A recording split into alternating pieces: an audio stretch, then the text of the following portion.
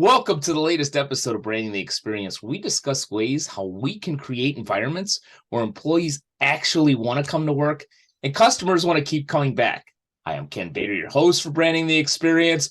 First and foremost, I apologize for having an unplanned hiatus. A little bit of COVID had my voice and my nasal passages not necessarily in a place where I wanted to record, but we are not only back with a great guest. Let me introduce you to her. Her name is Connie Steele. She is the principal and co-founder of Flywheel Associates. She has over 20 years of experience working with startups, B2C, B2B, and Fortune 500 companies.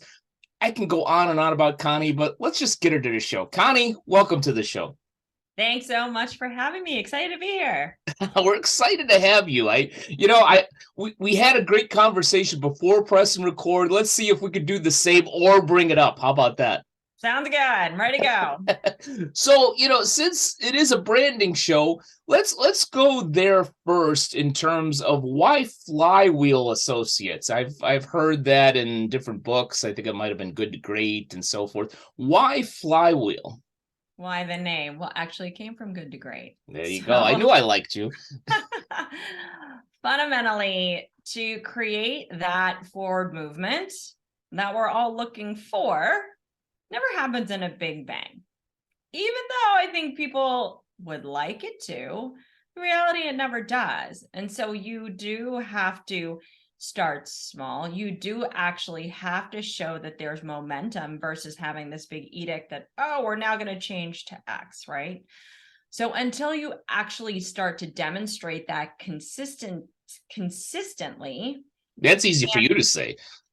I mean, obviously in theory, I think it sounds like, yeah, that seems easier than reality, but I would actually tend to disagree when you start to understand how to break it down. But many people want to see proof, and they want to see consistent proof that your vision, your strategy, your evolution is going to manifest and that it's working because you are trying to enroll people along in this broader vision you're achieving. If you're going to push it down, they're going to reject it because they don't feel like they're part of co-creating that experience with you.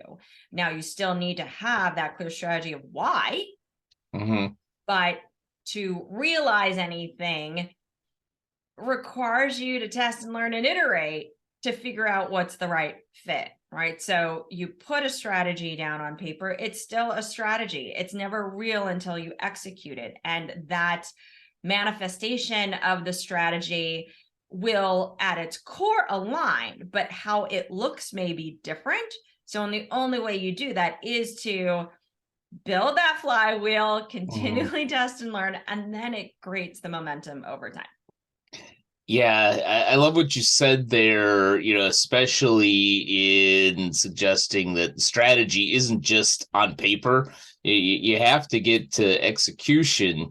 And one of the main reasons why we have the tagline we do for this show, beginning with creating an environment where employees actually want to come to work. And, many times I get, well, what does that have to do with branding or strategy? Yeah, it's like, well, yeah, normally, when I go to a firm or to a new client and I want to see if you have the same experience, is many times, the problem isn't necessarily in the brand, at least what we're portraying in the public. And it isn't always on strategy. Sometimes, we look and see, all right, we've got a vision, we've got a mission, we've got very concise goals, and we have a good expertise of where we want to go. But once we try to implement it through our org chart, people are like, yeah, well, I'm not going to do that. You sure, boss? We'll try that. Okay. Hey, that didn't work, boss. You want to try something else? That people not being on board is the biggest obstacle to execution. Do you see that as well, or am I just nuts, or both? No, totally agree. What I don't think leaders of organizations, big or small, recognize is that you're still in the business of people. Yeah. Your business is not just a product. I mean, it's people who help you create the product. It's people who help you create the service. It's people who help you create the technology. We're not run by sentient robots yet. So Yeah. the reality is you're dealing with human emotion, you're dealing with human behavior and attitudes, beliefs, and so forth. So you have to be mindful of that dynamic within an organization. And so a lot of times when we've gone in to work with companies to develop their brand or business strategy, and they're ultimately connected, inevitably it's not necessarily the discipline that we're trying to help them with that's Mm-hmm. the problem, right? People will think, well, it's the messaging, it's the technology, or it's the process. I'm like, well, a big part of it also is inevitably the people that's involved and whether they buy into it or not. So absolutely agree with that. It is getting to the root cause of why, and there are multiple facets to it. Yeah. Yeah, you made many great points there, but one that really stuck in my head is when you mentioned tech.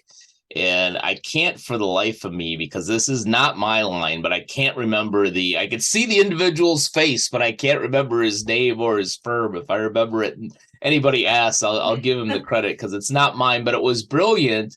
And when in talking about technology companies, he often uses the phrase, we want to have a human connection. We want to have a human experience through technology and not just have a tech experience.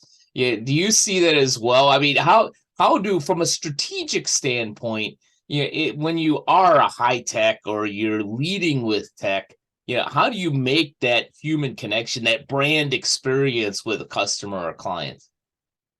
Well, that comes down to manifesting the user experience when Mm-hmm. people are uh, evaluating your product, right? What is the emotions that they feel? What are the benefits that they feel? And all that still gets grounded in your corporate brand strategy. In your corporate brand strategy, which should tie to your business strategy, what is the mission? What's the vision? What's the promise? What's the purpose? What are the values that you have? All of those tenets translate in the way that people operate towards each other, towards the way they think, towards the way they produce things. So if one value is about transparency, Mm-hmm. for example, transparency could be reflected between people in terms of having open, honest communication and leadership with one another. Transparency could also mean you as an organization lifting the hood and showcasing to your customers or potential customers, this is how we built it. This is why we netted out with the experience that we did. And by doing so, our goal is to give you this benefit because that's what we're Mm-hmm. about. Now, if we're not, let us know, but this is an opportunity to build this together. And we want to be, again, as open and honest about what we're trying to do to benefit you. So it's in that dialogue, but even in the way the product experience Mm-hmm. would be reflected, but that's a tenant, right? So then you would tell your designer, how could you make, if this is what we stand for, what would transparency look like? It could be reflected in the colors, in the design, right? So it wouldn't be just Yeah. heavy and black and opaque, right? So there's a subliminal piece to this, but there's obviously a very tangible piece as well. And it all comes together to build really what you're about, but you have Mm-hmm. to be clear on what it is you're about and be consistent, which gets to your point of alignment.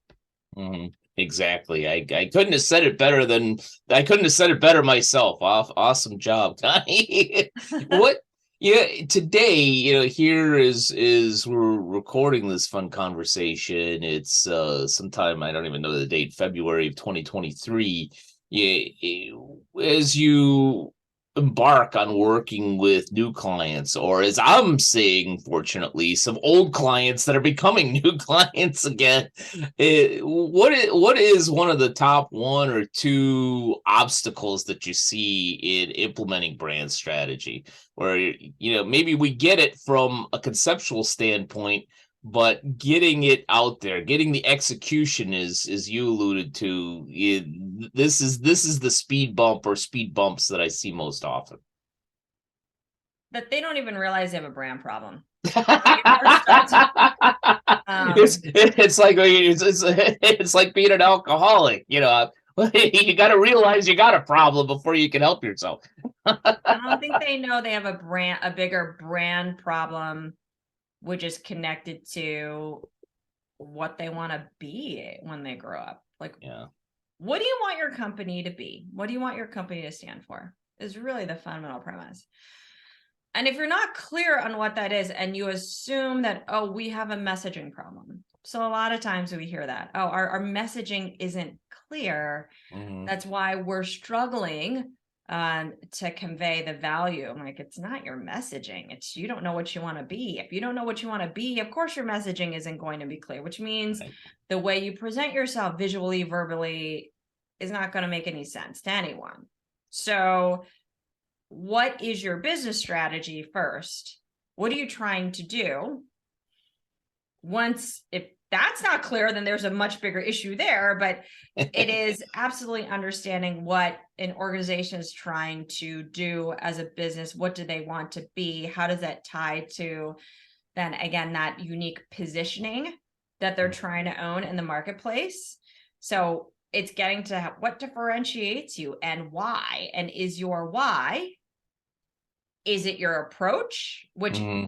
many instances in a B2B situation, it's not the product you sell because that's pretty much easily differentiated. Mm-hmm. It's the way you actually deliver it. But what makes it that way? So that dives deeper into how do you specifically execute against that for your customers? Are the composition of your people different? Because they might be so collaborative and consultative that they make you feel better, and that's why you're buying into it.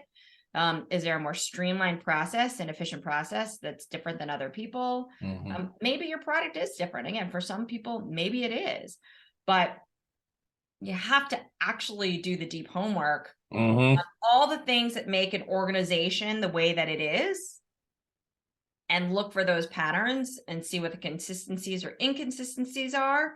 So that's not just talking to the executive team, which has one lens, right? That's only one data point. And many Mm-hmm. times it's a skewed data point. You have to actually ask the employees who have been working on it, the people underneath them at all levels, in my opinion, because they will have a different point of view because they could tell you what's broken. Right. They may know that, yeah, we all are all trying to work towards the same mission and vision and goals, but the way we're doing it is broken or disjointed. But it's also important, if you can, ask existing customers, what do they think Mm-hmm. of you? Because we find this quite a bit, and you've heard this saying, you are not the customer, although many leaders think they are. So you have to actually understand that gap too. So there's a gap analysis, externally marrying that with the internal piece too. Yeah, this is so spot on. I keep thinking of a client that I worked with recently that talked about the problem with a particular commercial and how they did not get results from it. Unfortunately, I was not involved in the creation of that commercial, but as I tried to explain to them, the problem isn't in the commercial. The commercial in and of itself is fine. It's well done. It's got a nice, message to it. But when you don't know exactly who the heck you are at your core, and all you're doing is throwing out advertisements and commercials and other brand messaging, all you're doing is you're alerting more people through your messaging that you don't know who the hell you are. Exactly. I think so many people jump to the execution. Mhm. We see that a lot in general. Your people are eager to have something tangible to show others and reflect, their brand, their company, and start marketing. Yeah. The problem is that you have no playbook or rule book really that says, Mhm. are you on brand or not? So you don't know. And so your opinion, what you like, I mean, it's completely biased, right? So one Mhm. executive's point of view on what they like in terms of the messaging, colors, all that other stuff, whatever it may be, is that one person's opinion. Right. And then somebody else looks in like, I don't like it. And they can't exactly explain why, which Mm-hmm. happens all the time. So you have all these people having various opinions on a piece of creative, and they cannot articulate exactly why or why not. But then when you go back to what is the brand strategy fundamentally, Mm-hmm. this is the rationales to why, this is how really this framework has driven the creative direction from colors, typography, imagery, messaging, all those things. Start to temper some of those people who disagree, or they realize, oh, wait, well, maybe I didn't give my point of view, or I didn't share it up front. Exactly. But the thing is, I think that's in anything. So while not everybody fully understands brand strategy or brand, because it's, I think many people may perceive it just to be the look and feel. It's no different if you're building a product or building something tangible. If people are not aligned, if you're not all working from, a common understanding, of course you're going to have different opinions. You're never going to be on the same page. Well, I would like to be on the same page as much as possible. I wouldn't necessarily say never, but sometimes that's a difficult book to get everybody on the same page. You actually brought me back to some nightmares of the 90s where when I was early in marketing and I would be talking to the executive and they'd say, "Well, I don't know exactly what I'm looking for, but I'll know it when I see it." I'm like, all right, that's either going to drive the graphic designer crazy or you're going to spend a lot of money until we get to where you want to go. Exactly. And I think so much of that too is like, well, what are you trying to do? Mm. What is your goal? And what do you want to be? What do you want to reflect of this company? So once there is that character, so part of building a brand is defining that brand character that you have, that tone of voice. What is it? But that should not be anchored in just what the executive thinks, because that's their point of view. That means they don't understand their customer. That has to be grounded in what do your customers want and need. And quite often we find that they don't always know. They think they know, but they don't know because they haven't done the work of the voice of the customer, which again, it all has to do with, to me, brand is a very data-driven experience. I don't think a lot of people understand that. And until you collect all of that relevant information, because then it becomes more objective versus subjective, you can then clearly articulate why, because it's a business, right? Every business is there to serve their customer. But if you don't know your customer, then how can you actually do the best job? Yeah, exactly. Let's go to kind of a case study mode as we begin our wrap up here. What's your biggest success story? You don't have to name names or even name years or anything like that. Place where you went in, it's like, okay, this is gonna be a real issue in branding or otherwise strategy, and you turned it around. Tell us a little bit about that best success story. I would say, well, there's a technology company that I worked with years ago. They were absolutely all over the place, but the way that they were approaching product development was what sort of the dominant approach is now in Agile. But they were technologists. Technologists are not really good at succinctly articulating what they do in layman's terms. A lot of this was working together to get to their essence of why, not the things that they do, not the products. And it was they were aspiring to be something bigger, but yet nothing was truly connected. And it had to get down to understanding their people and their approach. And how do they all come together to create this compelling, consultative, strategic experience and the way they built compelling products and services, ones that drive revenue. Yeah.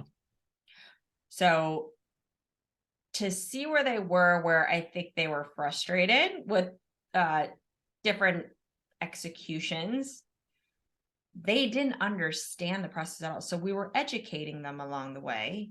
But what was great is that once we implemented, just the looks on people's face, like, wow, we now have something to rally behind. Like now we have something where we have greater clarity to communicate who we are, and look at the website, look at the messaging, look at, of course, people are going to jump to just the physical or even the digital assets that you can use to sell, but it just evolved their presence, and you could see it building confidence within the company, people feeling proud of the organization that they were working for, because they say, yeah, that is what we're about. It's just many people don't have the words to really express it. It's all in their head, right? It's not easy. Like for some people, that's not their skill.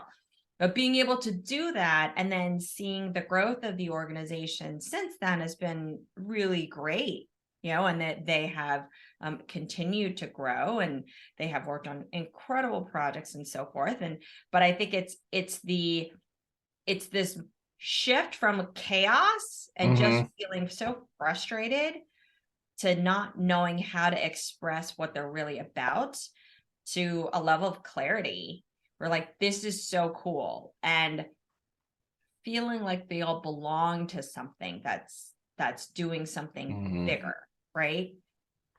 Everybody feels it when they're like, I don't know what we're about. I don't know what to say. It's frustrating. Like I just have to go out and share and sell, or I'm talking to customers and they still don't know what we're about. And I mean, it psychologically impacts every worker. But when you have a almost unifying rally cry, right? Like, you're like, yeah, I love that. I believe, and this is one of the things I try to say to clients and teach clients, is that mission, vision, values, all that stuff that you're told that you need to do, aren't just words on paper. That if they are just words on paper, you might as well not even bother. But especially when it comes to vision, at least for me, and this seems to work with most clients, is I actually use that same phrase, is that many times that vision is kind of a rallying cry. That it's not just for the brand, it's not just for the strategy, that it bleeds into culture if you do it properly, in that if you have a vision that people can get excited about, that people can be involved in, have some ownership in, not necessarily financially, but emotionally, then that becomes really, really powerful on a number of different levels. Oh, 100%. I think what's important for owners to understand now too is that you've got two generations in the workforce, just starting or growing in there, and that's what they are using to evaluate whether or not they want to work at your company or stay with your company. So if you aren't clear about what you are, and if they don't feel there's alignment in terms of the values they hold to be true, and the purpose that they hold very strongly too, they want to have a clear purpose. They want to know that you're doing something good for society. And if you don't stand for anything, you're not going to attract them, and they're not going to stay. And many companies need that, those cohorts of people, as employees or just talent to support their execution. So keep in mind that in doing this value proposition that you have to clearly define, is necessary for you to not only rally your employees, but it's important for you to now be able to attract talent, new talent, to come work for you. Because if this is not something that is as important, you're not going to have people to come work for you anyway. Yep, exactly. It's a little off the cuff question, but just out of curiosity between two colleagues, because you've been doing this for a while, I've been doing this for a while. Have you seen any differences post COVID, depending on who you talk to, or at the back end of the pandemic's over, whatever, depending on who you talk to. But let's assume that we're at the back end of the pandemic. Are you seeing any difference in problems or issues, or even things that clients are coming to you with here in 2023 than they did maybe in 2018, 2019? The power of the employee. Hmm. So I brought up the whole point of, you really need to know what you stand for. So, Yeah. in addition to, building brands and so forth, but I focus a lot on understanding the future of work. And for me, Mhm. it's about this category of future of work and life, and um, deeply understanding what workers want in this fundamental shift, why they want it, what it means for careers, and what they're doing about it. And for them, they are really looking to deliver a level of impact. Mhm. And if they don't feel that they can contribute and understand how the work they do on a day-to-day basis connects to the mission, the vision, the values, the goals of a company. So they need to know that their work directly contributes to Mhm. the outcome. But if that outcome is just about making money, then that's not enough. Yeah. For them, like, why? You have those that are younger who recognize that they need and feel compelled to do Yeah. something good in the world. And that this idea of purpose, it's not a fluffy thing. I think Mhm. if folks realize, if anyone is familiar with the Business Roundtable, it's like the Fortune 100 CEOs had signed a manifesto that integrated purpose in there. So purpose is now part of business. Mhm. That's driven by those that were younger who said, look, I'm not working unless I know what I'm working for. What's the point? So it's a definitely an evolution. I think that make sure you stand for something, and standing for something doesn't mean I stand for hitting my revenue goal of X. Yeah, yeah, that you hit the revenue goal by hitting the purpose over and over and over again. Yeah, so spot on. It reminds me of one of the things that I teach, which is org chart goal setting. So, for instance, if you're a bank, that teller, I don't care if you're a 10-person community bank or your Citibank or Wells Fargo, that personal banker in the branch better see how his or her role fits in the overall goals and vision, even by sitting across the desk from a customer or member or anything like that. So you're really, really spot on. As we wrap up here, is there maybe a number one tip other than the obvious, which is work with Flywheel Associates and or Beta Training and Consulting? Is there a number one tip out there for folks when it comes to, if you do this, you'll be a little bit better than the other guy in terms of putting strategy in action? Well, there's one that I'd say, to realize that strategy. So I'll kind of go Mhm. back to that whole point of, that flywheel effect. But I think once you have something down on paper, right, you've established the strategy.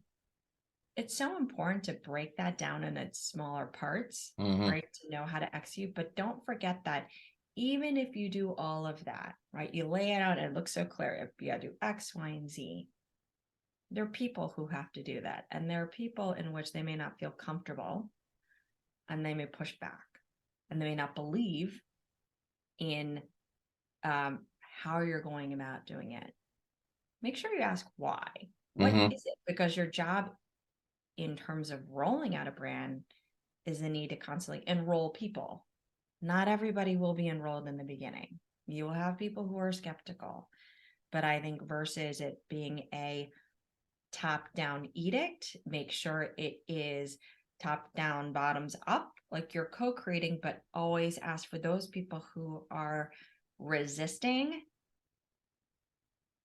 Spend the time to ask why. Mhm.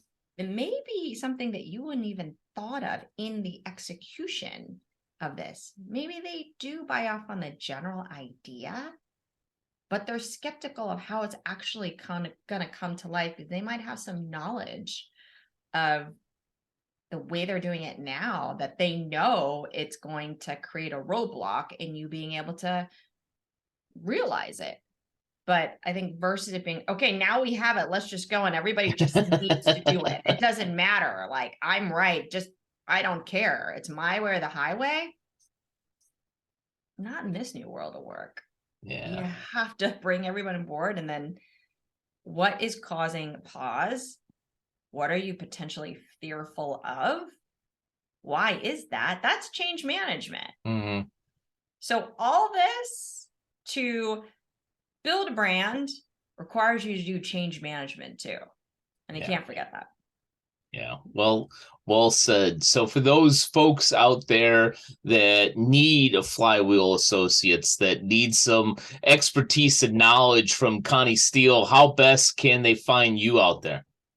You can go to flywheelassociates.com, or certainly connect with me on LinkedIn, Connie Steele, and that's Steele with an E after it. But if you want to just learn more about me and also just understanding where this new world of work is going, you can go to conniewsteele.com. Awesome. We might have to bring you back in a year or two to talk about what work looks like then, because it'll probably change in 18 months. But Connie, love the discussion, love your expertise. Thank you so much for spending some time with us today. Thank you so much. It was really fun. Fun for me too. I hope it was fun for all of you who watched. And here's hoping, as always, that you're branding the experience at a very high level for those you serve. Do you need a speaker for your next conference? Maybe a facilitator for your next strategic planning or training session? A full program with expert panelists and interactive exercises for attendees? Or maybe you need an MC for your next event. I'm here to help and have the expertise to be a part of an amazing agenda for your audience. Learn more about Bader Training and Consulting at www.btcinc.net, or better yet, just contact me directly at kbader@btcinc.net, and let's talk about your next event, next training session, or next summit.